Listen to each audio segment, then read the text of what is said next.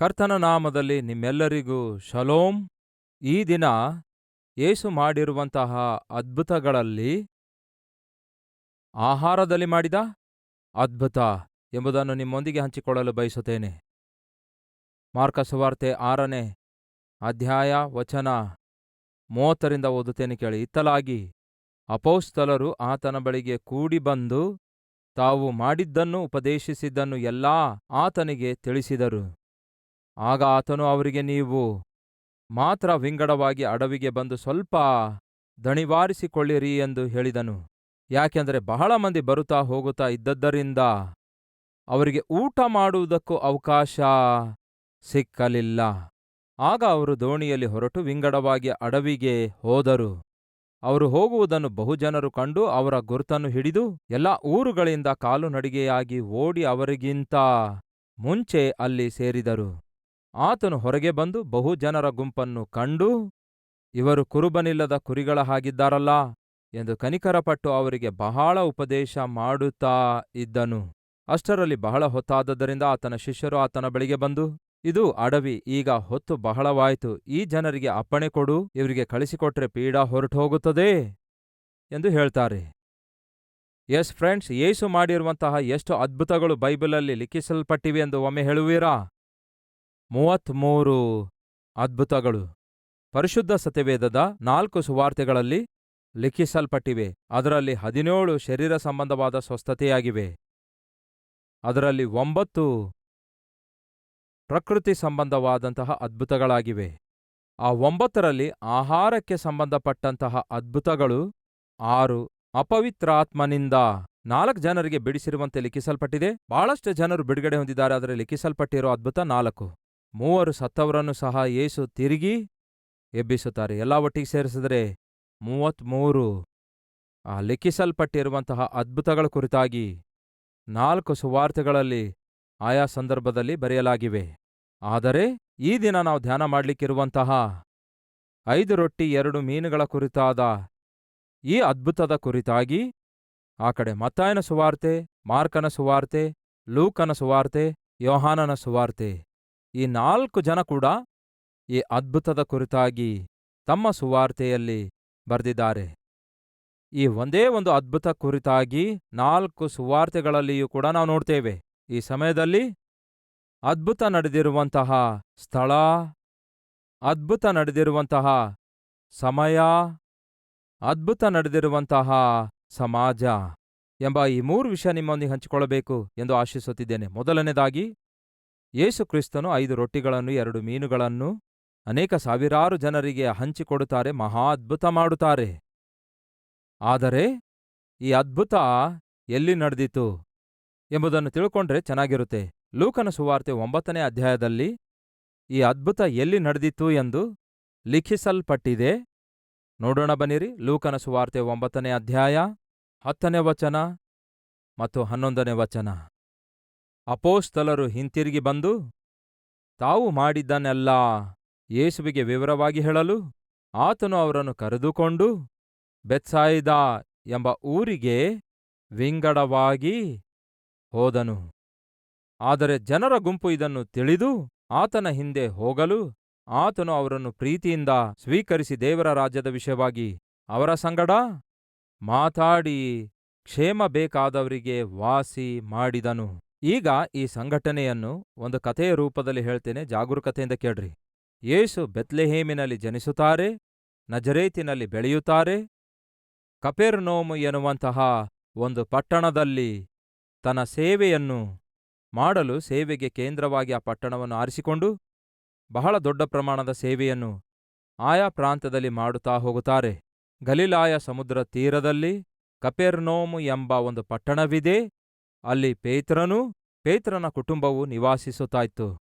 ಯೇಸು ಕ್ರಿಸ್ತನನ್ನು ಪೇತ್ರನು ಸೇರಿಸಿಕೊಳ್ಳುತ್ತಾನೆ. ಯಾಕೆಂದರೆ ಯೇಸು ಕ್ರಿಸ್ತನಿಗೆ ಇಳುಕೊಳ್ಳುವುದಕ್ಕಾಗಿ ಆತನಿಗೆ ನಿವಾಸ ಗೃಹ ಇಲ್ಲ ಎಂಬುದಾಗಿ ಬೈಬಲ್ನಲ್ಲಿ ನಾವು ನೋಡ್ತೇವೆ. ನರಿಗಳಿಗೆ ಗವಿಗಳಿವೆ, ಆದರೆ ಆಕಾಶದ ಪಕ್ಷಿಗಳಿಗೆ ಗೂಡುಗಳಿವೆ, ಆದರೆ ಮನುಷ್ಯಕುಮಾರನಿಗೆ ತಲೆಯಿಡುವಷ್ಟು ಕೂಡ ಏನಿಲ್ಲಂತೆ, ಸ್ಥಳವಿಲ್ಲ. ಹಾಗಾಗಿ ಕಪೆರ್ನೌಮಿನಲ್ಲಿ ಪೇತ್ರನು ನಿವಾಸಿಸುತ್ತಾ ಇದ್ದನು, ಅವನದ್ದೇ ಆದ ಮನೆಯಿತ್ತು. ಹಾಗಾಗಿ ಬೈಬಲಿನ ಪಂಡಿತರ ಅಭಿಪ್ರಾಯವೇನೆಂದರೆ ಕಪೆರ್ನೌಮಿನಲ್ಲಿ ಯೇಸುಕ್ರಿಸ್ತನು ತನ್ನ ಸೇವೆಗೆ ಬೇಸಾಗಿ ಅದನ್ನು ಆರಿಸಿಕೊಂಡಿರೋದ್ರಿಂದ ಖಂಡಿತವಾಗಿಯೂ ಪೇತ್ರನ ಮನೆಯಲ್ಲಿಯೇ ಯೇಸು ಇದ್ದಿರುತ್ತಾರೆ. ಹಾಗಾಗಿ ಯೇಸು ಪೇತ್ರನ ಮನೆಗೆ ಹೋದ್ರು. ಆ ಸಮಯದಲ್ಲಿ ಪೇತ್ರನ ಮನೆಯಲ್ಲಿದ್ದಂತಹ ಪೇತ್ರನ ಅತ್ತೆ ಜ್ವರದಿಂದ ಮಲಗಿರಲು ಆಕೆಯನ್ನು ವಾಸಿ ಮಾಡಲು ಆಕೆ ಏನ್ಮಾಡಿದಳಂತೆ? ಉಪಚಾರ ಮಾಡಿದಳು. ಅಲ್ಲಿರುವಂತಹ ಎಲ್ಲಾ ಶಿಷ್ಯರಿಗೆ, ಯೇಸುವಿಗೂ ಆತನೊಂದಿಗಿರುವ ಎಲ್ಲಾ ಶಿಷ್ಯರಿಗೆ ಆಹಾರವನ್ನು ಸಿದ್ಧಪಡಿಸಿ ಆ ರೀತಿಯಾಗಿ ಸೇವೆಯಲ್ಲಿ ಪಾಲ್ಗೊಳ್ಳುತ್ತಾಳೆ. ರೈಟ್. ಗಲಿಲಾಯ ಸಮುದ್ರ ತೀರದಲ್ಲಿ ಕಪೆರ್ನೌಮ್ ಊರಿತ್ತು. ಹಾಗೆಯೇ ಬೆತ್ಸಾಯಿದಾ ಎನ್ನುವಂತಹ ಪ್ರಾಂತ್ಯವೂ ಕೂಡ ಇತ್ತು. ಮೊದಲು ನಾವು ಅರ್ಥ ಮಾಡಿಕೊಳ್ಳಬೇಕಾದದ್ದೇನೆಂದರೆ, ಯೇಸು ಮಾಡಿರುವ ಅದ್ಭುತದ ಸ್ಥಳ ಅದು ಬೆತ್ಸಾಯಿದಾ ಎನ್ನುವಂತಹ ಒಂದು ಚಿಕ್ಕ ಪಟ್ಟಣ ಆಗಿತ್ತು. ಈಗ ಯೇಸು ಕ್ರಿಸ್ತನು ತನ್ನ ಶಿಷ್ಯರನ್ನು ಆ ಬೆತ್ಸಾಯಿದಾ ಎಂಬ ಪರಿಸರ ಪ್ರಾಂತ್ಯದಲ್ಲಿ ಸುವಾರ್ತೆ ಸಾರುವುದಕ್ಕಾಗಿ ಕಳಿಸಿಕೊಡ್ತಾರೆ. ನೀವು ಹೋಗಿರಿ, ದೇವರ ರಾಜ್ಯದ ಕುರಿತಾದ ವಾಕ್ಯವನ್ನು ಬೋಧಿಸಿರಿ, ಹಾಗೆಯೇ ರೋಗದಲ್ಲಿದ್ದವರನ್ನು ಕೂಡ ಸ್ವಸ್ಥಪಡಿಸಿರಿ ಎಂಬುದಾಗಿ ಅವರೆಲ್ಲರನ್ನು ಏನ್ಮಾಡಿದ್ರಂತೆ? ಲೂಕನ ಸುವಾರ್ತೆ 9ನೇ ಅಧ್ಯಾಯ 1ರಿಂದ ಕೆಲವು ವಚನ ಓದುತ್ತೇನೆ, ಕೇಳ್ರಿ. ಆತನು 12 ಮಂದಿ ಶಿಷ್ಯರನ್ನು ಒಟ್ಟಿಗೆ ಕರೆದು ಅವರಿಗೆ ಎಲ್ಲಾ ದೆವ್ವಗಳನ್ನು ಬಿಡಿಸುವ ಮತ್ತು ರೋಗಗಳನ್ನು ವಾಸಿಮಾಡುವ ಶಕ್ತಿ ಅಧಿಕಾರವನ್ನು ಕೊಟ್ಟು ಸ್ವಸ್ಥತೆಗಳನ್ನು ಮಾಡ್ತಾ ಹೋಗಿರಿ ಎಂದು ಹೇಳಲಿಲ್ಲ. ಆದರೆ ಏನ್ ಹೇಳ್ತಾರೆ? ದೇವರ ರಾಜ್ಯದ ವಿಷಯವನ್ನು ಸಾರುವುದಕ್ಕೂ ಅಸ್ವಸ್ಥರಾದವರನ್ನು ಕೂಡ ಸ್ವಸ್ಥ ಮಾಡಲು ಕಳಿಸಿದ. ಇಲ್ಲಿ ಏನಿದೆ ನೋಡಿ, ಮೊದಲು ಏನಿದೆ? ದೇವರ ರಾಜ್ಯವನ್ನು ಪ್ರಕಟಿಸುವುದಕ್ಕಾಗಿಯೂ, ಅಂದರೆ ದೇವರ ರಾಜ್ಯದ ಕುರಿತಾದ ಸುವಾರ್ತೆಯನ್ನು ಸಾರುವುದಕ್ಕೂ ಪ್ರಕಟಿಸುವುದಕ್ಕೂ ಕಳಿಸುತ್ತಾರೆ. ಮೊದಲು ಸಾರುವುದೋ ಅಥವಾ ಸ್ವಸ್ಥತೆಯೋ ಹೇಳ್ರಿ? ಮೊದಲು ವಾಕ್ಯವನ್ನು ಸಾರಬೇಕು, ಸುವಾರ್ತೆಯನ್ನು ಪ್ರಕಟಿಸಬೇಕು. ಯೇಸು ಕ್ರಿಸ್ತನು ಕೂಡ ಮೊದಲ ಪ್ರಾಧಾನ್ಯತೆ ಸುವಾರ್ತೆಗೆ ಕೊಡ್ತಾರೆ, ವಾಕ್ಯಕ್ಕೆ ಕೊಡ್ತಾರೆ. ಯಾಕೆಂದರೆ ವಾಕ್ಯವೇ ಆತ್ಮಗಳನ್ನು ರಕ್ಷಿಸುತ್ತದೆ. ಸ್ವಸ್ಥತೆ ಶರೀರವನ್ನೇ ಮಾತ್ರ ವಾಸಿ ಮಾಡುತ್ತೆ, ಆತ್ಮ ನಿತ್ಯವೂ ಇರುತ್ತೆ. ಆದರೆ ಶರೀರ ಮಣ್ಣಿನಿಂದ ಬಂದಿದೆ, ತಿರುಗಿ ಮಣ್ಣಿಗೆ ಸೇರುತ್ತದೆ. ಅಧಿಕ ಬಲವಿದ್ದರೆ 80 ವರ್ಷಗಳವರೆಗೂ ಆ ಶರೀರ ಇರುತ್ತೆ, ನಂತರ ಮಣ್ಣಿಗೆ ಸೇರುತ್ತೆ. ಆದರೆ ಆತ್ಮಕ್ಕೆ ಮರಣವಿಲ್ಲ. ಆ ಆತ್ಮ ಶರೀರವನ್ನು ಆಧಾರ ಮಾಡಿಕೊಂಡು ಈ ಶರೀರದಲ್ಲಿ ನಾವು ಇರುವಾಗ ಯಾವ ಯಾವ ಪಾಪಿಷ್ಟ ಕೆಲಸಗಳನ್ನು ಈ ಆತ್ಮ ಶರೀರವನ್ನು ಆಧಾರ ಮಾಡಿಕೊಂಡು ಮಾಡುತ್ತದೋ ಅದಕ್ಕಾಗಿ ಆತ್ಮ ಶಿಕ್ಷೆ ಹೊಂದಿಕೊಳ್ತದೆ. ಆ ಶಿಕ್ಷೆ ನರಕಾಗಿದೆ ಎಂದು ಬೈಬಲ್ ಹೇಳುತ್ತದೆ. ಅದಕ್ಕಾಗಿಯೇ, ಅಂದರೆ ಆತ್ಮ ನಿತ್ಯವೂ ನರಕದಲ್ಲಿ ಶಿಕ್ಷಿಸಲ್ಪಡುವಂಥದ್ದಾಗಿರೋದ್ರಿಂದ, ಅದು ನಿತ್ಯವೂ ಇರುವಂಥದ್ದಾಗಿರುವುದರಿಂದ ಯೇಸು ಕ್ರಿಸ್ತನು ನಮ್ಮ ಆತ್ಮವನ್ನು ರಕ್ಷಿಸುವುದಕ್ಕಾಗಿಯೇ ಈ ಭೂಲೋಕಕ್ಕೆ ಬಂದಿದ್ದಾರೆ. ಆತನು ಈ ಲೋಕಕ್ಕೆ ಬರಲು ಪ್ರಧಾನ ಕಾರಣವೇನೆಂದರೆ ನಶಿಸಿ ಹೋಗುತ್ತಿರುವ ಮನುಷ್ಯನನ್ನು ಹುಡುಕಿ ರಕ್ಷಿಸುವುದಕ್ಕಾಗಿ. ಮೊದಲನೇದಾಗಿ ಆತನು ಮಾಡಿದ್ದೇನು? ವಾಕ್ಯವನ್ನು ಪ್ರಕಟಿಸಿದನು. ಈಗ ಲೂಕನ ಸುವಾರ್ತೆ 9ನೇ ಅಧ್ಯಾಯದಲ್ಲಿ ನಾವು ಓದುತ್ತಿದ್ದೇವಲ್ಲವೇ? 3 ರೆಫರೆನ್ಸಸ್ಗಳನ್ನು ತೋರಿಸ್ತೇನೆ. ಅದೇನೆಂದು ನೋಡೋಣ ಬನ್ನಿ. ಮೊದಲನೇದಾಗಿ 2ನೇಯ ವಚನ, ದೇವರ ರಾಜ್ಯದ ವಿಷಯವಾಗಿ ಸಾರುವುದಕ್ಕಾಗಿಯೂ ಆ ನಂತರ ರೋಗಿಗಳನ್ನು ಸ್ವಸ್ಥಪಡಿಸುವುದಕ್ಕಾಗಿಯೂ ಅವರನ್ನು ಕಳಿಸಿದನು. ಈಗ 6ನೇ ವಚನ, ಆಗ ಅವರು ಹೊರಟು ಹೋಗಿ ಎಲ್ಲೆಲ್ಲಿಯೂ ಏನ್ಮಾಡಿದ್ರಂತೆ? ಅವರು ಸುವಾರ್ತೆಯನ್ನು ಸಾರುತ್ತಾ ಇದ್ದರು. ಮೊದಲು ಏನ್ಮಾಡಿದ್ರಂತೆ? ಸುವಾರ್ತೆಯನ್ನು ಪ್ರಕಟಿಸುತ್ತಾ ಇದ್ರು. ಆ ನಂತರ ಏನ್ಮಾಡಿದ್ರು? ರೋಗಿಗಳಿಗೆ ವಾಸಿ ಮಾಡುತ್ತಾ ಗ್ರಾಮಗಳಲ್ಲೆಲ್ಲ ಸಂಚಾರ ಮಾಡಿದರು. ಈಗ 11ನೇ ವಚನದಲ್ಲಿ ಏನಿದೆ ನೋಡಿರಿ. ಆದರೆ ಜನರ ಗುಂಪು ಇದನ್ನು ತಿಳಿದು ಆತನ ಹಿಂದೆ ಹೋಗಲು ಆತನು ಅವರನ್ನು ಪ್ರೀತಿಯಿಂದ ಸ್ವೀಕರಿಸಿ ದೇವರ ರಾಜ್ಯದ ವಿಷಯವಾಗಿ ಅವರ ಸಂಗಡ ಮಾತಾಡಿದನು. ಮೇಲೆ ಏನಂತಿದೆ? ಮೊದಲು ದೇವರ ರಾಜ್ಯದ ಕುರಿತಾಗಿ ಸಾರಿ ಹೇಳಿರಿ ಎಂದು ಹೇಳಿ ಯೇಸು ಕಳಿಸಿದಾರಲ್ಲವೇ? ಏನಾಗಿದೆ ದೇವರ ರಾಜ್ಯದ ಕುರಿತಾದ ವಾರ್ತೆ? 6ನೇ ವಚನದಲ್ಲಿದೆ. ಅವರು ಹೊರಟು ಹೋಗಿ ಎಲ್ಲೆಲ್ಲಿಯೂ ಸುವಾರ್ತೆಯನ್ನು ಸಾರಿದ್ರು. 2ನೇಯ ವಚನದಲ್ಲಿಯೂ ನಾವು ನೋಡಿಕೊಂಡಿದ್ದೇವೆ, ದೇವರ ರಾಜ್ಯದ ವಿಷಯವಾಗಿಯೂ ಮತ್ತು ದೇವರ ರಾಜ್ಯದ ಕುರಿತು ಸಾರಿ ಹೇಳುವುದಕ್ಕಾಗಿಯೂ ನಂತರ ಸ್ವಸ್ಥಪಡಿಸುವುದಕ್ಕಾಗಿಯೂ ಕಳಿಸಿದನು. 6ನೇ ವಚನದಲ್ಲಿ ಏನಿದೆ? ಅವರು ಹೊರಟು ಹೋಗಿ ಸುವಾರ್ತೆಯನ್ನು ಪ್ರಕಟಿಸುತ್ತಾ ನಂತರ ಅವರು ಸ್ವಸ್ಥತೆಗಾಗಿ ಪ್ರಾರ್ಥನೆ ಮಾಡಿರುತ್ತಾರೆ, ಇಲ್ಲವೇ ಸ್ವಸ್ಥಪಡಿಸಿರುತ್ತಾರೆ. ಯೇಸು ಕ್ರಿಸ್ತನ ಬಳಿಗೆ ಜನರೆಲ್ಲರೂ ಸೇರಿ ಬಂದು ಕೂತ್ಕೊಂಡಾಗ ಮೊದಲು ಅವರೆಲ್ಲರಿಗೆ ದೇವರ ರಾಜ್ಯದ ಕುರಿತಾಗಿ ಪ್ರಕಟಿಸಿದ ನಂತರವೇ ಅವರಲ್ಲಿ ಯಾರಿಗೆಲ್ಲ ಸ್ವಸ್ಥತೆ ಬೇಕಿತ್ತೋ ಅವರನ್ನು ಸ್ವಸ್ಥಪಡಿಸುತ್ತಾರೆ. ಇದು ಯೇಸುಕ್ರಿಸ್ತನ ಸೇವೆಯ ವಿಧಾನ. ಮೊದಲು ವಾಕ್ಯ. ರೋಗದಲ್ಲಿದ್ದವನಿಗೆ ಸಿರಪ್ಪು ಬೇಕು, ಆದರೆ ಉಳಿದ ಎಲ್ಲರಿಗೂ ವಾಟರ್ ಬೇಕು. ಇದನ್ನು ಒಪ್ಪಿಕೊಳ್ತೀರಲ್ಲವೇ? ಎಲ್ಲರಿಗೂ ಏನ್ ಬೇಕು? ನೀರು ಬೇಕು. ರೋಗದಲ್ಲಿದ್ದವನಿಗೇನು ಬೇಕು? ಸಿರಪ್ಪು ಬೇಕು. ಈಗ ನಮ್ಮ ಮಧ್ಯದಲ್ಲಿಯೂ ಅಲ್ಪ ಸ್ವಲ್ಪ ಜನರಿಗೆ ಆರೋಗ್ಯ ಕೆಟ್ಟು ಹೋಗಿದೆ ಅಂದ್ಕೊಳ್ಳಿ. ನಿಮಗೇನ್ ಬೇಕು? ಸ್ವಸ್ಥತೆ ಬೇಕು. ಮತ್ತೆ ಆರೋಗ್ಯ ಚೆನ್ನಾಗಿದ್ದವರಿಗೂ ಕೂಡ ಸಿರಪ್ ಕುಡೀರಿ, ಸಿರಪ್ ಕುಡೀರಿ, ಸಿರಪ್ ಕುಡೀರಿ ಅಂದ್ರೆ ನನಗ್ಯಾಕೆ ಬೇಕು ಸಿರಪ್ಪು ಅನ್ನುತ್ತಾರೆ. ಆರೋಗ್ಯ ಸರಿಯಾಗಿಲ್ಲದವರಿಗೆ ಸಿರಪ್ ಕೊಡೀರಿ, ನನಗ್ಯಾಕೆ ಕೊಡ್ತಿದ್ದೀರಿ ಸಿರಪ್ಪು? ಅದಕ್ಕೆ ನಮಗೆ ಬೇಕಾದದ್ದು ಸಿರಪ್ಪುಗಳಲ್ಲ, ನಮಗೆ ಬೇಕಾದದ್ದು ನೀರು. ನೀರು ಯಾವುದಕ್ಕೆ ಸಾದೃಶ್ಯ? ವಾಕ್ಯಕ್ಕೆ ಸಾದೃಶ್ಯ. ಅದಕ್ಕೆ ಎಲ್ಲರಿಗೂ ಬೇಕಾದದ್ದು ವಾಕ್ಯವಾಗಿದೆ. ಈಗ ನಾವು ವಾಕ್ಯವನ್ನು ಕೇಳಿದ ನಂತರ, ನಂಬಿಕೆಯನ್ನು ಹೆಚ್ಚಿಸಿಕೊಂಡ ನಂತರ ನಾವು ಆರೋಗ್ಯಕ್ಕೋಸ್ಕರ ಪ್ರಾರ್ಥನೆ ಮಾಡುತ್ತಾ ಇಲ್ಲವೋ? ಮಾಡ್ತಿದ್ದೇವೆ. ದೇವರ ಅದ್ಭುತಕ್ಕಾಗಿ ಪ್ರಾರ್ಥನೆ ಮಾಡುತ್ತಾ ಇಲ್ಲವೋ? ಮಾಡ್ತಿದ್ದೇವೆ. ದೇವರು ನಮ್ಮ ಸಭೆಯಲ್ಲಿ ಅದ್ಭುತ ಮಹತ್ಕಾರ್ಯ ಮಾಡುತ್ತಾ ಇಲ್ಲವೋ? ಮಾಡುತ್ತಿದ್ದಾರೆ. ಒಂದು ಸಾಕ್ಷಿಯನ್ನು ನಾವು ವೀಕ್ಷಿಸಿದ್ದೇವೆ. ಮಗನು ಕೋಮದೊಳಗೆ ಹೋದಾಗ, ಯಾವ ಚಲನವಲನ ಇಲ್ಲದೆ ಬಿದ್ದಿರುವಾಗ, ಕನಿಷ್ಠ ಒಂದು ಹನಿ ನೀರನ್ನು ಕೂಡ ಅವರು ಕುಡಿಸಲು ಪ್ರಯತ್ನಿಸಿದರೂ ಸಹ ಅವನು ಕುಡಿಯಲಾರದೆ, ಚಿಕಿತ್ಸೆ ಕೊಡಿಸುವುದಕ್ಕಾಗಿಯೂ ಕೂಡ ಪಾಪ ಅವರಿಗೆ ದುಡ್ಡಿಲ್ಲದ ಸ್ಥಿತಿಯಲ್ಲಿರುವಾಗ ಯಾರೋ ಅವ್ರಿಗೆ ಹೇಳಿದ್ರು, ಕಲ್ವರಿ ಟೆಂಪಲ್ಗೆ ಹೋಗ್ರಿ, ಅಲ್ಲಿ ದೇವರಿದ್ದಾರೆ, ದೇವರ ಸನ್ನಿಧಿ ಇದೆ, ಆ ದೇವರು ಕನಿಕರಿಸುತ್ತಾರೆ ಎಂದು ಹೇಳಿದ್ರೆ, ಹಾಗೆ ಕೋಮದಲ್ಲಿರುವಂತಹ ತಮ್ಮ ಮಗನನ್ನು ಹೊತ್ಕೊಂಡು ಬಂದು ಮಲಗಿಸಿ ಪ್ರಾರ್ಥಿಸಿದಾಗ ಆ ಮಗನು ಏನಾದನಂತೆ? ಎದ್ದು ಕೂತ್ಕೊಂಡ. ಯಾರು ಪ್ರಾರ್ಥನೆ ಮಾಡಿದ್ರೆ? ಸಭೆಯಾಗಿ ಪ್ರಾರ್ಥನೆ ಮಾಡಿದ್ರೆ. ಸತೀಶ್ ಕುಮಾರ್ ಪ್ರಾರ್ಥನೆ ಮಾಡಿದಕ್ಕೆ ಅಲ್ಲ. ನಾವೆಲ್ಲರೂ ನಂಬಿಕೆಯಿಂದ ಪ್ರಾರ್ಥನೆ ಮಾಡುವುದಾದರೆ ದೇವರು ಹೇಳ್ತಾರೆ. ಆಪತ್ಕಾಲದಲ್ಲಿ ಸತೀಶ್ ಕುಮಾರ್ ಪ್ರಾರ್ಥಿಸಿದ್ರೆ ಕೇಳ್ತೇನೆಂಬುದಾಗಿ ಬೈಬಲ್ನಲ್ಲಿಲ್ಲ.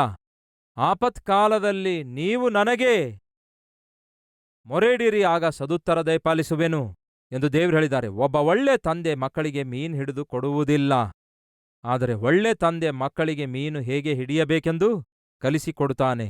ಒಳ್ಳೆ ಸಭಾಪಾಲಕ ಕೇವಲ ತಾನೊಬ್ಬನೇ ಪ್ರಾರ್ಥನೆ ಮಾಡಲ್ಲ. ಒಬ್ಬ ಒಳ್ಳೆ ಸಭಾಪಾಲಕನು ತನ್ನ ಸಭೆ ಹೇಗೆ ಪ್ರಾರ್ಥಿಸಬೇಕೆಂದು ಕಲಿಸಿಕೊಡುತ್ತಾನೆ. ಅದಕ್ಕಾಗಿಯೇ ನಮ್ಮ ಸಭೆಯಲ್ಲಿ ಪ್ರಾರ್ಥನೆ ಹೇಗೆ ಮಾಡಬೇಕೆಂದು ಕಲಿಸುತ್ತಾ ಬಂದೆ. ಒಬ್ಬರಿಗೋಸ್ಕರ ಒಬ್ಬರು ಪ್ರಾರ್ಥನೆ ಮಾಡುವುದು ಎಷ್ಟು ಅವಶ್ಯಕವಾಗಿದೆ ಎಂದು ತಿಳಿಯಪಡಿಸಿದೆ. ಎಷ್ಟೇ ದೊಡ್ಡ ಅವಶ್ಯಕತೆ ಇದ್ದರೂ ಕೂಡ ನಾವು ಒಟ್ಟಿಗೆ ಪ್ರಾರ್ಥಿಸುವಾಗ ದೇವರು ಕೇಳ್ತಾರೆ, ಉತ್ತರ ಕೊಡ್ತಾರೆ ಎಂಬುದಾಗಿ ಬೋಧಿಸಿದೆ. ಈ ದಿನ ನಮ್ಮ ಕಲ್ವರಿ ಟೆಂಪಲ್ನಲ್ಲಿ ನಡೆಯುವ ಅನೇಕ ಅದ್ಭುತ ಮಹತ್ ಕಾರ್ಯಗಳಿಗೆ ಕಾರಣ ಗೊತ್ತಾ? ಸಭೆಯಾಗಿ ನಾವು ಮಾಡುವಂತಹ ಪ್ರಾರ್ಥನೆಯಾಗಿದೆ. ಯಾವಾಗ ಸಭೆಯಾಗಿ ನಾವು ಪ್ರಾರ್ಥನೆ ಮಾಡುತ್ತೇವೋ, ಸ್ವಸ್ಥತೆಯನ್ನಾಗಲಿ ಅದ್ಭುತ ಕಾರ್ಯವನ್ನಾಗಲಿ ಹೊಂದಿಕೊಂಡಂತಹ ವ್ಯಕ್ತಿ ಹೊರಗೆ ಹೋಗಿ, ಇಗೋ ನನ್ನ ಜೀವಿತದಲ್ಲಿ ಈ ಅದ್ಭುತ ನಡೆದಿದೆ. ಎಲ್ಲಿ ನಡೆದಿದೆ? ಕಲ್ವರಿ ಟೆಂಪಲ್ನಲ್ಲಿ ನಡೆದಿದೆ. ಹೇಗೆ ನಡೆದಿದೆ? ಸಭೆಯಾಗಿ ಪ್ರಾರ್ಥನೆ ಮಾಡಿದಾಗ ನಡೆದಿದೆ. ಈಗ ಸಭೆಯಾಗಿ ಪ್ರಾರ್ಥನೆ ಮಾಡಿದಾಗ ಯಾರು ಆ ಪ್ರಾರ್ಥನೆಯನ್ನು ಲಾಲಿಸಿದ್ರು? ದೇವರು ಲಾಲಿಸಿದ್ರು. ಮತ್ತೆ ಯಾರು ಉತ್ತರ ಕೊಟ್ರು? ದೇವರೇ ಉತ್ತರ ಕೊಟ್ರು. ಮತ್ತೆ ಯಾರಿಗೆ ಮಹಿಮೆ ಉಂಟಾಗುತ್ತೆ? ದೇವರಿಗೆ ಮಹಿಮೆ ಉಂಟಾಗುತ್ತೆ. ದೇವರಿಗೆ ಸಲ್ಲಿಸಬೇಕಾದ ಮಹಿಮೆ. ದೇವರನ್ನು ಬಿಟ್ಟು ಮನುಷ್ಯರಿಗೆ ಮಹಿಮೆ ಸಲ್ಲಿಸುವಂಥದ್ದು ಒಳ್ಳೆಯದಲ್ಲ. ಅದಕ್ಕಾಗಿಯೇ ನಮ್ಮ ಕಲ್ವರಿ ಟೆಂಪಲ್ನಲ್ಲಿ ನಿಖರವಾಗಿ ವಾಕ್ಯವೇ ಪ್ರಕಟಿಸಲ್ಪಡುತ್ತದೆ. ವಾಕ್ಯಾನುಸಾರವಾದ ಸೇವೆಯೇ ನಾವು ಮಾಡುತ್ತೇವೆ. ಸತೀಶ್ ಕುಮಾರ್ ಅವರಲ್ಲ ನಿಮ್ಮ ಪ್ರಾರ್ಥನೆಗೆ ಉತ್ತರ ಕೊಡೋದು. ಮತ್ಯಾರು?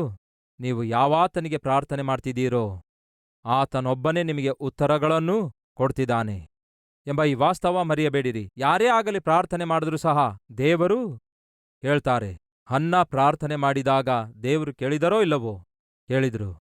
ಆದರೆ ದೇವರ ಸೇವಕನು ಬಂದು, ಮಗಳೇ, ನಿನ್ನ ಪ್ರಾರ್ಥನೆಯನ್ನು ಕೇಳಿ ದೇವರು ಉತ್ತರವನ್ನು ಇಂಥ ದಿನದಲ್ಲಿ, ಈ ಕಾಲದಲ್ಲಿ ನಿನಗೆ ಅನುಗ್ರಹಿಸಲಿ ಎಂಬ ಆ ಮಾತು ಹನ್ನಳಲ್ಲಿ ಏನುಂಟು ಮಾಡಿತು? ನಂಬಿಕೆ. ಆ ನಂಬಿಕೆಯಿಂದ ಅವಳು ತನ್ನ ಮನೆಗೆ ಹೋಗುತ್ತಾಳೆ. ಆ ನಂಬಿಕೆ ಅವಳ ಜೀವಿತದಲ್ಲಿ ಏನ್ ಮಾಡಿತು? ಅದ್ಭುತ ಕಾರ್ಯ ಮಾಡಿತು. ಸೇವಕನು ಹೇಳುವಂತಹ ದೇವರ ವಾಕ್ಯ ಏನ್ ಮಾಡುತ್ತದೆ ಗೊತ್ತಾ? ನಿಮಗೆ ನಂಬಿಕೆಯನ್ನು ಹೆಚ್ಚಿಸುತ್ತದೆ ಎಂಬ ಈ ವಿಷಯವನ್ನು ದಯವಿಟ್ಟು ಅರ್ಥ ಮಾಡಿಕೊಳ್ಳಿರಿ. ಒಳ್ಳೆಯದು. ಯೇಸು ಕ್ರಿಸ್ತನು ತನ್ನ ಶಿಷ್ಯರಿಗೆ ಆಯಾ ಪ್ರಾಂತ್ಯಕ್ಕೆ ಕಳಿಸುತ್ತಾರೆ. ಪ್ರಾಮುಖ್ಯವಾಗಿ ಬೆತ್ಸಾಯಿದ ಎಂಬ ಪ್ರಾಂತ್ಯಕ್ಕೂ ಕೂಡ ಅವರನ್ನು ಕಳಿಸುತ್ತಾರೆ. ಅವರು ಮೊದಲನೇದಾಗಿ ಏನ್ ಮಾಡ್ತಾರೆ? ವಾಕ್ಯವನ್ನು ಬೋಧಿಸುತ್ತಾರೆ, ಸುವಾರ್ತೆಯನ್ನು ಬೋಧಿಸುತ್ತಾರೆ. ಆ ನಂತರ ಏನ್ ಮಾಡ್ತಾರೆ? ಅವರಿಗೆ ಸ್ವಸ್ಥಪಡಿಸುವ ಅಧಿಕಾರ ದೇವರು ಕೊಟ್ಟಿರುವುದರಿಂದ ಅವರು ಪ್ರಾರ್ಥಿಸಲು ಅನೇಕ ಜನರಿಗೆ ಸ್ವಸ್ಥವಾಯಿತು. ದಯವಿಟ್ಟು ಗಮನಿಸಿರಿ. ಆ ಕಾಲದಲ್ಲಿ ಜನರು ನಂಬಿಕೆ ಇಡಬೇಕಾದರೆ ಯೇಸುಕ್ರಿಸ್ತನು ಯಾರೆಂದು ಗೊತ್ತಿಲ್ಲ, ಆತನ ಶಕ್ತಿ ಎಂಥದೆಂದು ಗೊತ್ತಿಲ್ಲ. ಅದಕ್ಕಾಗಿ ಆ ದಿನ ಯೇಸುಕ್ರಿಸ್ತನು ತನ್ನ ಶಿಷ್ಯರಿಗೆ ಸುವಾರ್ತೆ ಸಾರುವುದಕ್ಕಾಗಿ ಕಳಿಸುವಾಗ ಸೂಚಕ ಕಾರ್ಯ, ಅದ್ಭುತ ಕಾರ್ಯ, ಸ್ವಸ್ಥತೆ ಕಾರ್ಯ ಮಾಡುವ ಅಧಿಕಾರ ಕೊಡುತ್ತಾರೆ. ಅದೇ ಅಧಿಕಾರದಿಂದ ಅವರು ಹೋಗಿ ವಾಕ್ಯ ಬೋಧಿಸುತ್ತಾರೆ. ದೇವರು ಕೊಟ್ಟ ಅಧಿಕಾರದಿಂದ ದೆವ್ವಗಳನ್ನು ಓಡಿಸುತ್ತಾರೆ, ಸ್ವಸ್ಥತೆಯ ಕಾರ್ಯಗಳನ್ನು ಮಾಡುತ್ತಾರೆ. ಇದು ನಡೆದದ್ದು ಸಭೆಯ ಹೊರಗಡೆ. ಯಾಕೆಂದರೆ ಸಭೆಯ ಹೊರಗಡೆ ಸಾಧಾರಣವಾಗಿ ಮನುಷ್ಯರಿಗಿರುವ ವಿಧಾನವೇನೆಂದರೆ ಅವರು ನೋಡಿದ ಹೊರತು ನಂಬುವುದಿಲ್ಲ. ಹೇಳಿ ಏನ್ಮಾಡಲ್ಲ, ಅವರು ನೋಡಿದಾಗಲೇ ನಂಬುತ್ತಾರೆ. ಆದರೆ ಸಭೆಯ ಒಳಗಡೆ ಇರುವ ಫಾರ್ಮುಲಾವೇ ಬೇರೆ.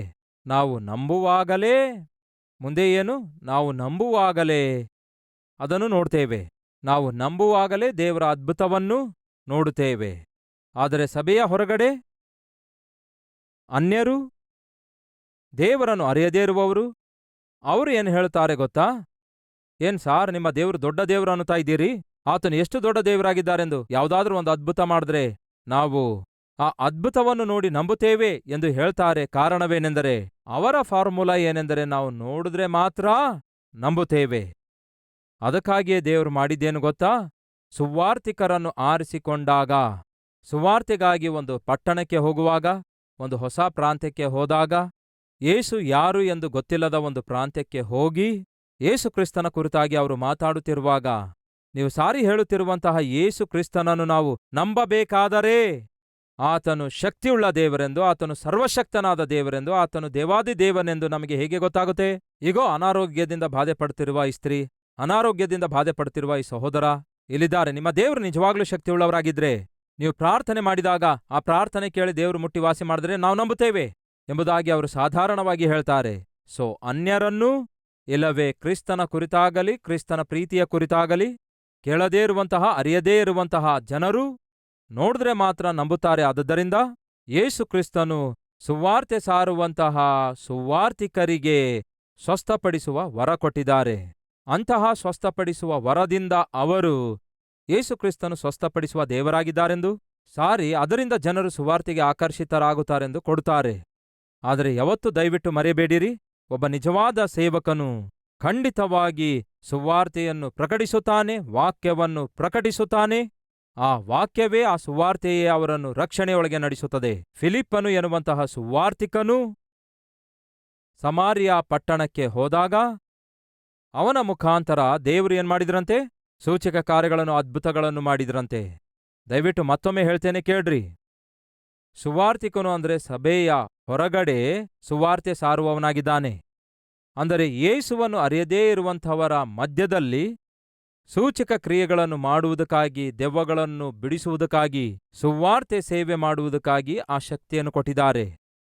ಈಗ ಜಾಗ್ರತೆಯಿಂದ ಕೇಳ್ರಿ. ಈಗ ಸಭೆಯ ಒಳಗಡೆಯ ಬಗ್ಗೆ ಕೇಳೋಣ. ಸಭೆ ಒಳಗೆ ಬಂದವರು ಕ್ರಿಸ್ತನನ್ನು ಅರಿತವರಾಗಿರುತ್ತಾರೋ ಅಥವಾ ಅನ್ಯರಾಗಿರುತ್ತಾರೋ? ಸಭೆಯೊಳಗೆ ಬಂದವರು ಕ್ರಿಸ್ತನ ಪ್ರೀತಿಯನ್ನು ಅರಿತವರಾಗಿರ್ತಾರೆ. ಅಂದರೆ ಈಗ ನಮ್ಮ ವಿಷಯದಲ್ಲಿ ಬರೋಷ್ಟೊತ್ತಿಗೆ, ನಮ್ಮ ಬಳಿಗೆ ಬರೋಷ್ಟೊತ್ತಿಗೆ ನಾವು ನೋಡಿದ್ರೆ ಅಲ್ಲ ನಂಬುವಂಥದ್ದು. ಮತ್ತೆ ಹೇಗೆ ಹೇಳ್ರಿ? ನಂಬಿದ ನಂತರವೇ ನಾವು ನೋಡ್ತೇವೆ. ಮಾರ್ತಾಳೇ, ನೀನು ದೇವರನ್ನು ನಂಬುವುದಾದರೆ ನೀನು ದೇವರ ಮಹಿಮೆಯನ್ನು ಕಾಣುವಿ, ನೀನು ನಂಬಿಕೆ ಇಡುವುದಾದರೆ ದೇವರ ಮಹಿಮೆಯನ್ನು ನೋಡುವಿ ಅನ್ನುತ್ತಾರೆ. ಅರ್ಥವಾಗ್ತಿದೆಯಾ? ಸಭೆಯೊಳಗೆ ಬಂದಂತಹ ನಾವು ಮೊದಲು ನಂಬಿಕೆ ಇಡಬೇಕು. ಆವಾಗ ಯಾವುದನ್ನು ನಾವು ನಂಬುತ್ತೇವೋ ಅದನ್ನು ನಾವು ಕಾಣುತ್ತೇವೆ. ಸಭೆಯ ಹೊರಗಡೆ ಇರುವ ಜನರು ಸಾಧಾರಣವಾಗಿ ನೋಡಿದಾಗ ಮಾತ್ರ ನಂಬುವುದರಿಂದ ಅಂಥವರಿಗೆ ಸೂಚಕ ಕಾರ್ಯಗಳು, ಮಹತ್ ಕಾರ್ಯಗಳು, ಸ್ವಸ್ಥತೆ ಕಾರ್ಯಗಳ ಮುಖಾಂತರ ದೇವರ ಮಹಾಶಕ್ತಿ ಎಷ್ಟು ದೊಡ್ಡದೆಂದು ತಿಳಿಯಪಡಿಸುವ ಪ್ರಕ್ರಿಯೆಯಲ್ಲಿ ಸುವಾರ್ತಿಕರಿಗೆ ಸ್ವಸ್ಥತೆ, ಅದ್ಭುತ ಕಾರ್ಯಗಳನ್ನು ಮಾಡುವ ಶಕ್ತಿಯನ್ನು ದೇವರು ಕೊಡುತ್ತಾರೆ. ರೈಟ್. ಈಗ ಸಭೆಯೊಳಗೆ ನೀವು ದೇವರ ಮಗುವಾಗಿದ್ದೀರಿ. ನಿಮಗೆ ಅನಾರೋಗ್ಯ ಬಂದಿದೆ ಅಂದ್ಕೊಳ್ಳಿ. ಯಾಕೆ ಬರುತ್ತೆ ಅಂತಹ ಅನಾರೋಗ್ಯ? ನೀವು ಬೇಡವಾದ ಆಹಾರ ತಿಂದಿದ್ದಕ್ಕಾಗಿ ಬಂದಿರಬಹುದು, ಆರೋಗ್ಯ ವಿಷಯದಲ್ಲಿ ಜಾಗ್ರತೆ ತೆಗೆದುಕೊಳ್ಳಲಾರದಕ್ಕಾಗಿ ಬಂದಿರಬಹುದು, ಇಲ್ಲವೇ ದೇವರಿಗೆ ನೀವು ಅವಿಧೇಯರಾಗಿ ಜೀವಿಸುವುದರಿಂದಲೋ, ಇಲ್ಲವೇ ಯಾವುದೋ ಪಾಪದಲ್ಲಿ ನೀವು ಜೀವಿಸುತ್ತಾ ಇರುವುದರಿಂದಲೋ ದೇವರು ನಿಮ್ಮನ್ನು ಶಿಕ್ಷಿಸುವುದಕ್ಕಾಗಿ, ಇಲ್ಲವೇ ನಿಮ್ಮನ್ನು ತನ್ನ ಕಡೆಗೆ ಆಕರ್ಷಿಸಿಕೊಳ್ಳುವುದಕ್ಕಾಗಿಯೋ ದೇವರು ನಿಮಗೆ ಶಿಕ್ಷೆಯಾಗಿ ಆ ರೋಗವನ್ನು ದೇವರು ಅನುಮತಿಸಿದ್ದಿರಬಹುದು. ಈಗ ದೇವರು ನಿಮ್ಮನ್ನು ಶಿಕ್ಷಿಸುತ್ತಿದ್ದಾರೆ ಆ ರೋಗದ ಮೂಲಕ. ಹಾಗೆ ರೋಗದ ಮೂಲಕ ದೇವರು ನಿಮ್ಮನ್ನು ಶಿಕ್ಷಿಸುತ್ತಿರುವಾಗ ನಮ್ಮಂತಹ ಸೇವಕರು ಬಂದು ಯೇಸುವಿನ ನಾಮದಲ್ಲಿ ನಿಮಗಿರುವಂತಹ ರೋಗವನ್ನು ನಾನು ಗದರಿಸುತ್ತೇನೆ ಎಂದು ಪ್ರಾರ್ಥಿಸಿದ್ದೇನೆ ಅಂದ್ಕೊಳ್ಳಿ. ಆ ರೋಗ ಹೋಗುತ್ತದೋ, ವಾಸಿಯಾಗುತ್ತದೋ? ವಾಸ್ತವದಲ್ಲಿ ದೇವ್ರೇನು ಹೇಳ್ತಾರೆ, ಮಗನೇ ದಯಮಾಡಿ ಗದರಿಸಬೇಡ. ಅವನು ಹುಚ್ಚುಚ್ಚು ಚೇಷ್ಟೆ ಮಾಡ್ತಿದ್ದ. ಅವನಿಗೆ ಸರಿಪಡಿಸುವುದಕ್ಕಾಗಿ ರೋಗ ಅನುಮತಿಸಿದೆ. ಅವನು ಅನುಭವಿಸಲಿ ಎಂದು ಅನುಮತಿಸಿರುವ ರೋಗಕ್ಕೆ ನೀನ್ ಬಂದು ಯಾಕೆ ಗದರಿಸುತ್ತಾ ಇದ್ದೀ? ಗದರಿಸುವುದನ್ನು ಬಿಡು ಅನ್ನುತ್ತಾರೆ. ಯಾಕೆಂದರೆ ವಾಸ್ತವದಲ್ಲಿ ದೇವರು ಆ ರೋಗದ ಮೂಲಕ ನಿಮ್ಮನ್ನೂ ಸರಿಪಡಿಸ್ತಿದ್ದಾರೆಂದರ್ಥ. ಮಾಡಿರುವ ತಪ್ಪಿಗಾಗಿ ಆ ರೋಗದ ಮೂಲಕ ದೇವರು ನಿಮಗೆ ಶಿಕ್ಷೆ ವಿಧಿಸಿದ್ದಾರೆ. ಅದಕ್ಕಾಗಿ ಯಾವಾಗ ನೀವು ರೋಗ ಹಾದು ಹೋಗ್ತೀರೋ, ಇಲ್ಲವೇ ಆರ್ಥಿಕ ತೊಂದರೆ ಹಾದು ಹೋಗ್ತೀರೋ, ಇಲ್ಲವೇ ಮತ್ತೊಂದು ಸಮಸ್ಯೆ ಹಾದು ಹೋಗುತ್ತೀರೋ, ಅದಕ್ಕೆ 2 ಕಾರಣಗಳಿರ್ಬೋದು. ಒಂದು, ನೀವು ಪರೀಕ್ಷೆ ಆದರೂ ಹಾದು ಹೋಗ್ತಿರ್ಬೋದು, ಇಲ್ಲವೇ ನೀವು ಶಿಕ್ಷೆಯನ್ನಾದರೂ ಹಾದು ಹೋಗ್ತಿರಬಹುದು. ಪರೀಕ್ಷೆ ಹಾದು ಹೋಗ್ತಾ ಇದ್ರೂ ಸಹ ಆ ಪರೀಕ್ಷೆ ಕಾಲ ಪೂರ್ತಿ ಆಗುವವರೆಗೂ ನಿಮ್ಮ ಪ್ರಾರ್ಥನೆಗೆ ಉತ್ತರ ಬರಲ್ಲ. ಕ್ಲಾಸಲ್ಲಿ ಇದ್ದೀರಿ ಅಂದ್ಕೊಳ್ಳಿ, ನಿಮ್ಮ ಸೋಷಿಯಲ್ ಟೀಚರ್ಗೆ ಕೇಳ್ರಿ, ಸರ್ ಈಗ ನಮ್ಮ ಭಾರತ ದೇಶಕ್ಕೆ ಕ್ಯಾಪಿಟಲ್ ಸಿಟಿ ಡೆಲ್ಲಿ ಆಗಿದೆ ಅಲ್ಲವೇ ಎಂದು ಕೇಳಿದ್ರೆ, ಹೌದಪ್ಪ ಡೆಲ್ಲಿ ಆಗಿದೆ ಅನ್ನುತ್ತಾರೆ. ನೀವು ಯಾವುದೇ ಪ್ರಶ್ನೆ ಕೇಳಿದ್ರೂ ಸಹ, ಈಗ ಭಾರತ ದೇಶದಲ್ಲಿ ಅತ್ಯಂತ ಹೆಚ್ಚು ಜನಸಂಖ್ಯೆ ಇರುವ ಪಟ್ಟಣ ಕಲ್ಕತ್ತಾ ಆಗಿದೆ ಅಲ್ಲವೋ ಅಂದಾಗ, ಹೌದು ಕಲ್ಕತ್ತಾ ಆಗಿದೆ ಅನ್ನುತ್ತಾರೆ. ಸರಿ, ಈಗ ಪರೀಕ್ಷೆ ನಡೆಯುತ್ತಾ ಇದೆ ಅಂದ್ಕೊಳ್ಳಿ, ನೀವು ಪರೀಕ್ಷೆ ಹಾಲ್ನಲ್ಲಿ ಇದ್ದೀರಿ ಅಂದ್ಕೊಳ್ಳಿ, ಅದೇ ಸರ್ ಅವರು ಆ ಹಾಲ್ನಲ್ಲಿದ್ದಾರೆ ಅಂದ್ಕೊಳ್ಳಿ. ಈಗ ನೀವು ಪ್ರಶ್ನೆ ಕೇಳಿ ನೋಡಿ, ಸಾರ್ ತಮಿಳವರು ಯಾವ ಭಾಷೆ ಮಾತಾಡ್ತಾರೆ ಎಂದು ಕೇಳಿ ನೋಡ್ರಿ. ಯಾಕಂದ್ರೆ ಅಲ್ಲಿ ಪ್ರಶ್ನೆ ಅದೇ ಬಂದಿದೆ. ಸೀರಿಯಸ್ ಆಗಿ ನೋಡ್ತಾ ಹೋಗ್ತಾರೆ. ಅದಕ್ಕಿಂತ ಮುಂಚೆ ಎಲ್ಲ ಉತ್ತರ ಕೊಟ್ರಲ್ಲವೇ, ಈಗ ಮಾತ್ರ ಸೀರಿಯಸ್ ಆಗಿ ಹೋಗ್ತಾರೆ. ಯಾಕೆ ಅಷ್ಟು ಸೀರಿಯಸ್ ಆಗಿ ಹೋಗ್ತೀರಿ ಸರ್? ನಾನು ಪಾಸ್ ಆಗ್ಬೇಕನ್ನುತ್ತೀರೋ ಇಲ್ಲವೋ ಅಂದ್ರೆ ನಗುತ್ತಾ ಹೋಗ್ತಾರೆ. ನಿಮ್ಮ ಮುಂದೆಯೇ ತಿರುಗಾಡ್ತಾರೆ. ಆದರೆ ನೀವು ಯಾವುದೇ ಪ್ರಶ್ನೆ ಕೇಳಿದ್ರೂ ಕೂಡ ಉತ್ತರ ಬರುವುದೇ ಇಲ್ಲ. ಯಾಕೆ ಅಂತ ಹೇಳಿರಿ, ನೀವು ಎಲ್ಲಿದ್ದೀರಿ? ಪರೀಕ್ಷೆಯಲ್ಲಿದ್ದೀರಿ. ಹಾಗೆಯೇ ನಮ್ಮ ಆಧ್ಯಾತ್ಮಿಕ ಜೀವಿತದಲ್ಲಿ ಕೆಲವೊಂದು ಸಾರಿ ನಮ್ಮನ್ನು ಇರುವ ಸ್ಥಿತಿಯಿಂದ ಇನ್ನೂ ಉನ್ನತ ಸ್ಥಿತಿಗೆ ಕೊಂಡೊಯ್ಯುವುದಕ್ಕಾಗಿ ದೇವರು ಪರೀಕ್ಷೆ ಇಡುತ್ತಾರೆ. ನಾವು ಪರೀಕ್ಷೆಯಲ್ಲಿರುವಾಗ ದೇವರು ಕೂಡ ಉತ್ತರ ಕೊಡುವುದಿಲ್ಲ, ಮೌನವಾಗಿಯೇ ಇರ್ತಾರೆ. ಅರ್ಥವಾಯ್ತಾ? 2ನೇದಾಗಿ, ಶಿಕ್ಷೆ ಹಾದು ಹೋಗ್ತಾ ಇದ್ದೀರಿ ಅಂದ್ಕೊಳ್ಳಿ, ನಮ್ಮನ್ನು ದೇವರು ಶಿಕ್ಷಿಸ್ತಿದ್ದಾರೆ ಅಂದ್ಕೊಳ್ಳಿ. ಮಾಡಿರುವ ಪಾಪಕ್ಕಾಗಿ, ಮಾಡಿರುವ ತಪ್ಪಿಗಾಗಿ, ಮಾಡಿರುವ ದ್ರೋಹ ಕಾರ್ಯಕ್ಕಾಗಿ ನಾವು ದೇವರಿಂದ ದೂರವಾಗುತ್ತಾ ಇರುವುದರಿಂದ ದೇವರು ಶಿಕ್ಷೆ ಅನುಮತಿಸಿ ನಿಮ್ಮನ್ನು ತನ್ನ ಕಡೆಗೆ ಆಕರ್ಷಿಸಿಕೊಳ್ಳುವ ಪ್ರಕ್ರಿಯೆಯಲ್ಲಿ ಯಾವುದೋ ಒಂದು ಸಮಸ್ಯೆ, ಯಾವುದೋ ಒಂದು ಕಷ್ಟ, ಯಾವುದೋ ಒಂದು ಶಿಕ್ಷೆ ವಿಧಿಸಿದ್ದಾರೆ ಅಂದ್ಕೊಳ್ಳಿ. ಯಾರೇ ಆಗಲಿ ನಿಮಗೆ ಪ್ರಾರ್ಥನೆ ಮಾಡಿದ್ರೂ ಕೂಡ ಆ ಶಿಕ್ಷೆಯಿಂದ ಹೊರಬರಲು ಸಾಧ್ಯವಿರಲ್ಲ. ಯಾಕೆಂದ್ರೆ ನೀವು ಶಿಕ್ಷೆ ಹಾದು ಹೋಗ್ತಾ ಇದ್ದೀರಿ. ಆ ಶಿಕ್ಷೆಯ ಕಾಲ ಪೂರ್ತಿಯಾಗುವವರೆಗೂ ಯಾರೇ ಆಗಲಿ ಪ್ರಾರ್ಥಿಸಿದರೆ ಉತ್ತರ ಬರಲ್ಲ. ಅರ್ಥವಾಯ್ತಾ ಪ್ರಿಯರೇ? ಹಾಗಾಗಿ ಇಂತಹ ಸೇವಕರು ಪ್ರಾರ್ಥಿಸಿದ್ರೆ ಉತ್ತರ ಬರುತ್ತೆ, ಅಂತಹ ಸೇವಕರು ಪ್ರಾರ್ಥಿಸಿದ್ರೆ ಉತ್ತರ ಬರುತ್ತೆ ಎಂಬುದಾಗಿ ಈ ರೀತಿ ಎಂದಿಗೂ ಅಂದ್ಕೊಳ್ಬೇಡಿ. ನೋಡಿ, ಒಂದು ಸಾರಿ ನಾವು ದೇವರ ಮಕ್ಕಳಾದ ನಂತರ, ಒಂದು ಸಾರಿ ಕ್ರಿಸ್ತನ ರಕ್ತದಿಂದ ತೊಳೆಯಲ್ಪಟ್ಟು ಆತನ ಮಕ್ಕಳಾಗಿ ನಾವು ಅಂಗೀಕರಿಸಲ್ಪಟ್ಟ ನಂತರ ನಿಮಗೂ ನಮಗೂ ಮಧ್ಯವರ್ತಿ ಯಾರೊಬ್ಬರ ಅವಶ್ಯಕತೆ ಇರಲ್ಲ. ಯಾಕೆಂದರೆ ನಿಮಗೂ ದೇವರಿಗೂ ಡೈರೆಕ್ಟ್ ಕನೆಕ್ಷನ್ ಉಂಟಾಗಿದೆ. ಅದಕ್ಕಾಗಿಯೇ ಈಗ ಒಂದು ಸಾರಿ ನಮ್ಮ ಸಭೆಗೆ ನೀವು ಯಾರಿಗಾದ್ರೂ ಕರ್ತಂದಿದ್ದೀರಿ ಅಂದ್ಕೊಳ್ಳಿ, ಮತ್ತೆ ಸೆಕೆಂಡ್ ಟೈಮ್ ತರುವ ಅವಶ್ಯಕತೆ ಇರುತ್ತೋ? ದಾರಿ ಗೊತ್ತಾಗ್ತದಂತೀರಾ ಇಲ್ಲ ಅಂತೀರಾ? ಗೊತ್ತಾಗ್ತದೆ, ಅವರೇ ಬರ್ತಾರೆ. ಒಂದು ಸಾರಿ ಕ್ರಿಸ್ತನ ಪ್ರೀತಿಗೆ ಅವರನ್ನು ಪರಿಚಯಿಸಿದ್ದೀರಿ ಅಂದ್ಕೊಳ್ಳಿ, ಡೈರೆಕ್ಟ್ ಆಗಿ ಅವರೇ ಪ್ರಾರ್ಥನೆ ಮಾಡ್ತಾರೆ ದೇವರಿಗೆ. ನೀವು ಮಾಡುವ ಅವಶ್ಯಕತೆ ಇರಲ್ಲ. ಅರ್ಥ ಆಗ್ತಿದೆಯಾ? ಪಾಪ ಅವರಿಗೆ ಹೇಗೆ ಪ್ರಾರ್ಥಿಸಬೇಕೆಂದು ಗೊತ್ತಿಲ್ಲದಿರುವಾಗ ನೀವು ಪ್ರಾರ್ಥಿಸಲು ಸಹಾಯ ಮಾಡಬೇಕು. ಅದೇ ಸಮಯದಲ್ಲಿ ಒಬ್ಬರಿಗೋಸ್ಕರ ಒಬ್ಬರು ಪ್ರಾರ್ಥಿಸಬೇಕೆಂದು, ಒಬ್ಬರ ಭಾರ ಒಬ್ಬರು ಹೊರಬೇಕೆಂದು, 2-3 ಒಂದೇ ಮನಸ್ಸಿನಿಂದ ಪ್ರಾರ್ಥನೆ ಮಾಡುವಾಗ ದೇವರು ಅದ್ಭುತ ಮಾಡುತ್ತಾರೆಂದು ಆತನು ತಿಳಿಸಿರುವುದರಿಂದ ಒಬ್ಬರಿಗೋಸ್ಕರ ಒಬ್ಬರು ಪ್ರಾರ್ಥಿಸಬೇಕು. ಇವೆಲ್ಲವನ್ನು ಕೂಡ ನಾವು ಅರ್ಥ ಮಾಡಿಕೊಳ್ಳಬೇಕಾದ ವಾಸ್ತವಗಳು. ಬನ್ನಿ ಪ್ರಾರ್ಥನೆ ಮಾಡುತ್ತಾ ದೇವರಿಗೆ ಬೇಡಿಕೊಳ್ಳೋಣ.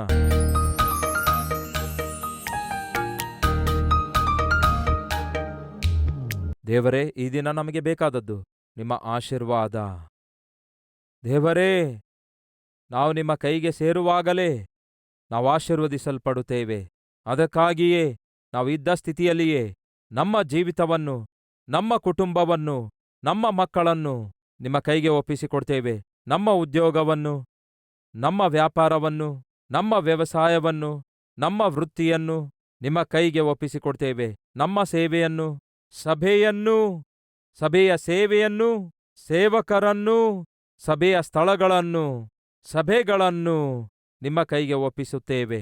ಯೇಸುವೇ, ಆಶೀರ್ವದಿಸಿರಿ, ಆಶೀರ್ವದಿಸಿರಿ. ತಂದೆಯೇ, ಪ್ರತಿಯೊಬ್ಬರ ಜೀವಿತದಲ್ಲಿ ನಿಮ್ಮ ಆಶೀರ್ವಾದವನ್ನು ಆ ಕಡೆ ಆತ್ಮೀಕವಾಗಿ, ಆರೋಗ್ಯ ವಿಷಯವಾಗಿ, ಆರ್ಥಿಕ ವಿಷಯವಾಗಿ, ಓದುವುದರ ವಿಷಯವಾಗಿ ದೇವರೇ ಅನುಗ್ರಹಿಸಿರಿ.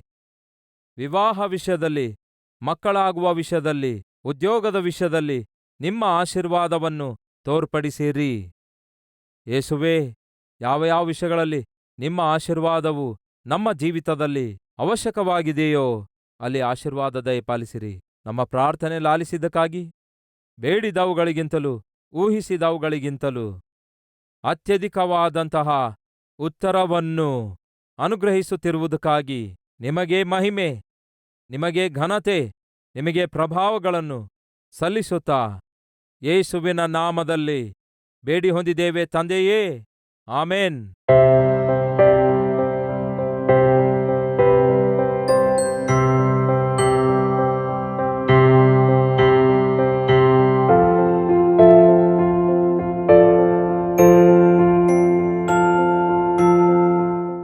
ನಮ್ಮ ವಿಳಾಸ Calvary, post box number 30, Kukatpally, Hyderabad 72.